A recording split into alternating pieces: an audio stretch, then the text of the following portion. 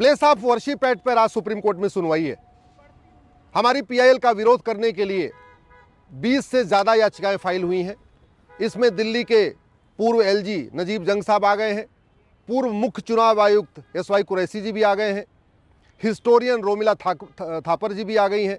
ऐसे कई पूर्व सूचना आयुक्त, बहुत सारे पुराने नौकरशाह आ गए हैं, कई नेता अभिनेता भी आ गए हैं, लेखक बुद्धिजीवी भी आ गए हैं, पत्रकार कलमकार भी आ गए हैं, आरजेडी के सांसद मनोज झा भी आ गए हैं, ओवैसी जी की पार्टी के लोग भी आ गए हैं, सीपीआई तो खुद ही आ गई है। तो कई पॉलिटिकल पार्टियां भी आ गई हैं, कई नेता अभिनेता, लेखक बुद्धिजीवी, पत्रकार कलमकार भी आ गए। उनका यह कहना है कि जो हमारी याचिका है उसको खारिज कर दिया जाए और प्लेस ऑफ वर्शिप एक्ट को बरकरार रखा जाए। पहली बात तो प्लेस ऑफ वर्शिप एक्ट को जरा ध्यान से गूगल करके ध्यान से पढ़िए। ये प्लेस ऑफ वर्शिप एक्ट है, प्लेस ऑफ प्रेयर एक्ट नहीं है। प्लेस ऑफ वर्शिप मतलब पूजा स्थल और प्लेस ऑफ प्रेयर मतलब प्रार्थना स्थल। तो ये पूजा स्थल की बात करता है, न कि प्रार्थना स्थल की, यानी मंदिर की बात करता है, न कि मस्जिद की बात करता है। दूसरा, ये कानून आइडेंटिटी की बात नहीं करता, ये कानून कैरेक्टर की बात करता है। प्लेस ऑफ वर्शिप एक्ट ये कहता है कि जो प्लेस ऑफ वर्शिप है उसका रिलीजियस कैरेक्टर कंटिन्यू रहेगा। जो 1947 में था वही कंटिन्यू रहेगा। हमारा भी ये कहना कंटिन्यू रहना चाहिए। जो मंदिर है उसका कैरेक्टर कंटिन्यू रहना चाहिए। आइडेंटिटी की बात ये नहीं कर रहा है, लेकिन ये तथाकथित नेता अभिनेता, लेखक बुद्धिजीवी आइडेंटिटी की बात कर रहे हैं। आइडेंटिटी और कैरेक्टर का अंतर मैं आपको बताता हूं। इस समय मैं सुप्रीम कोर्ट में हूं और काले कोर्ट में हूं, तो बाहर से मुझे कोई भी देख के कह सकता है मैं वकील हूं। मैं हॉस्पिटल में जाऊं और सफेद में कोट पहन लूं तो मुझे कोई भी देख के ये मान लेगा कि मैं डॉक्टर हूं। मैं पुलिस लाइन में जाऊं और खाकी वर्दी में रहूं तो मुझे कोई भी देख के मान लेगा कि मैं इंस्पेक्टर हूं या कप्तान हूं। अगर मैं तिलक लगा लूं, भगवा एक धारण कर लूं तो मुझे कोई भी देख के मान लेगा कि मैं तो हिंदू हूं। मैं अगर टोपी लगा लूं और दाढ़ी बड़ी कर लूं तो मुझे कोई भी देख के मानेगा मैं तो मुस्लिम हूं। मैं साफा बांध लूं तो मुझे कोई भी देख के मान लेगा मैं तो सिख हूं। मैं क्रॉस पहन लूं तो कोई भी मुझे देख के मानेगा मैं क्रिश्चियन हूं। लेकिन मेरा कैरेक्टर क्या है ये देखने से पता नहीं चलेगा। कैरेक्टर के लिए सर्वे करना पड़ेगा, कैरेक्टर के लिए जांच करना पड़ेगा। वैसे ही ढांचा देख के आप ये नहीं कह सकते कि ये मंदिर है कि मस्जिद है। मंदिर के लिए एक बहुत सुप्रीम कोर्ट भी कई बार कह चुका है, once a temple always a temple.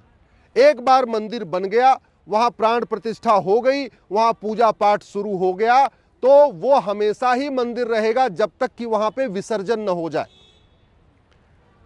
Hindu law के अनुसार एक बार मंदिर में प्राण प्रतिष्ठा हो गई तो उसका चाहे मंदिर गिर जाए, दीवारें गिर जाए, ढांचा टूट जाए या कुछ भी हो जाए, कोई फर्क नहीं पड़ता। उसका धार्मिक चरित्र वैसे ही बरकरार रखेगा।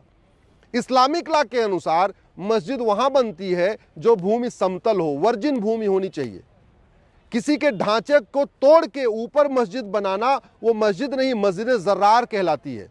तो हिंदू लॉ के अनुसार once a temple always a temple, और इस्लामिक लॉ के अनुसार मस्जिद समतल जमीन पे बननी चाहिए।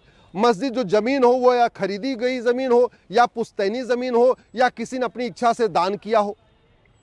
अब ये जो काशी मथुरा भद्रकाली भोजशाला अटाला है, ये मंदिर है कि मस्जिद है, ये ढांचा देख के तो आप नहीं बता सकते।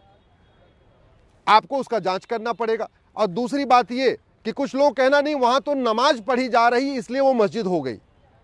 मैं दिल्ली में यहाँ पे जामा मस्जिद है, बड़ी फेमस मस्जिद है, हर फ्राइडे को बड़ी नमाज होती है। मैं एक दिन जाऊं, टोपी लगा लूं, दाढ़ी बढ़ा लूं और नमाज जब हो रही है तो मैं भी चला जाऊं, लेकिन मैं नमाज न पढ़ूं, मैं चुपचाप मन में हनुमान चालीसा पढ़ूं, तो क्या जामा मस्जिद मंदिर हो जाएगा क्या? नहीं। ऐसे ही हमारे मंदिर में कोई आके नमाज पढ़ दे तो हमारा मंदिर मस्जिद नहीं हो जाएगा। किसी गुरुद्वारे में जाके कोई नमाज पढ़ दे चुपचाप बिना बताए तो गुरुद्वारा भी जो है वो मस्जिद नहीं हो जाएगा। किसी जैन मंदिर में कोई जाके नमाज पढ़ दे तो जैन मंदिर मस्जिद नहीं हो जाएगा। पार्क में आप नमाज पढ़ दीजिए तो पार्क भी आपका मस्जिद नहीं हो जाएगा। सड़क किनारे आप नमाज पढ़ दीजिए तो सड़क भी मस्जिद नहीं हो जाएगा। मस्जिद के लिए 3 कंडीशन है, जमीन समतल होनी चाहिए, जमीन खरीदी गई होनी चाहिए, या जमीन अपनी इच्छा से दान की हुई होनी चाहिए। जबरन किसी की जमीन लेके उस पर मस्जिद नहीं बनती, उसको मस्जिद जर्रार कहते हैं। दूसरों के ढांचे के ऊपर कब्जा करके मस्जिद नहीं बनती, उसको मस्जिद जर्रार कहते हैं और वहाँ नमाज पढ़ना हराम माना गया है। इसलिए मैं कह रहा हूँ ये जितने भी मठ मंदिर के जितने भी स्थान हैं जहां विवाद है, इसका सर्वे होना चाहिए। और एक बात और, अगर आप लोकतांत्रिक देश में जहां भारत का संविधान चल रहा है, यहां पे अगर आप कोर्ट का दरवाजा बंद करेंगे तो भीड़ तंत्र हावी हो जाएगा। ये जो कई सारे नेता, अभिनेता, लेखक, बुद्धिजीवी, पत्रकार आए हैं, उनकी एक ही दलील है कि अगर प्लेस ऑफ वर्शिप एक्ट खत्म हो जाएगा तो अराजकता फैल जाएगी। तो वो इनडायरेक्टली वो सुप्रीम कोर्ट को धमकी दे रहे हैं, माननीय जजों को धमकी दे रहे हैं, और ये कह रहे हैं कि अगर आपने इसको सर्वे को कंटिन्यू किया तो संभल जैसी पत्थरबाजी होगी। बड़ी सीधी सी बात है, अगर 20 करोड़ लोग पत्थरबाजी कर सकते हैं तो 100 करोड़ लोग भी पत्थरबाजी कर सकते हैं, और अगर 100 करोड़ लोगों ने पत्थरबाजी शुरू कर दिया तब क्या होगा फिर? तो कम से कम ये पत्थरबाजी वाली दलील तो न दें, बिल्कुल न दें। भारत स्वतंत्र हो चुका है, भारत संप्रभु राष्ट्र है, और ये लड़ाई हिंदू और मुस्लिम की नहीं, ये लड़ाई भारत की संप्रभुता और विदेशी आक्रांताओं के बीच में है। वैसी दरिंदे आए, उन्होंने मठ मंदिर तोड़ा, उसके ऊपर मस्जिद बनाई, अब वो चले गए। जब चले गए तो गुलामी का निशान मिटना चाहिए, तभी तो हम संप्रभु कहलाएंगे। भाई बड़ी सीधी सी बात है, अगर बाबर, हुमायूं, तुगलक, गजनी, गोरी को मस्जिद बनाना था नमाज पढ़ने के लिए तो जमीन खूब खाली पड़ी हुई थी, अयोध्या में खूब जमीन थी, उन्होंने केवल जन्मभूमि के ऊपर ही क्यों बना दिया? बनारस में खूब खाली जमीन थी, उन्होंने बाकायदा मंदिर के ऊपर मस्जिद क्यों बनाया? मथुरा में खूब जमीन खाली पड़ी थी, वो कहीं भी मस्जिद बना लेते, लेकिन नहीं, जन्मभूमि के ऊपर ही मस्जिद बनाया।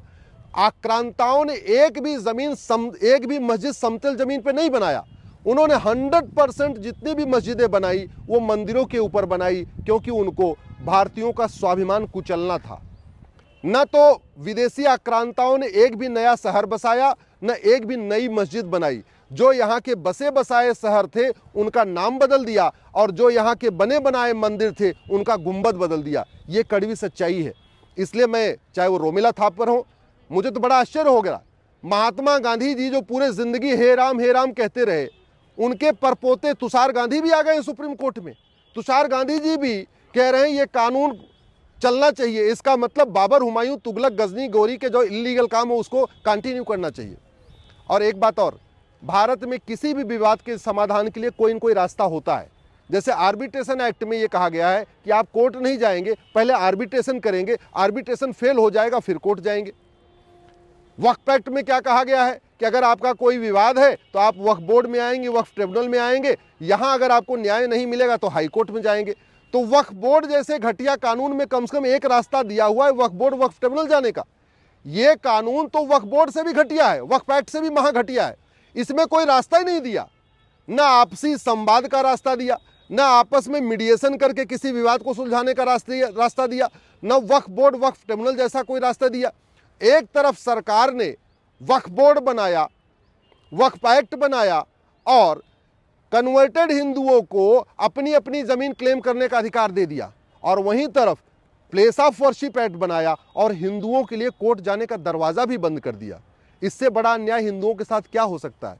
मामला ये हमारे राइट टू आइडेंटिटी का है, ये हमारे राइट टू जस्टिस का है, ये हमारे राइट टू कल्चर का है, ये राइट टू सोवरेंटी का है, ये राइट टू इक्वलिटी का है, ये भारत के संविधान का मामला है।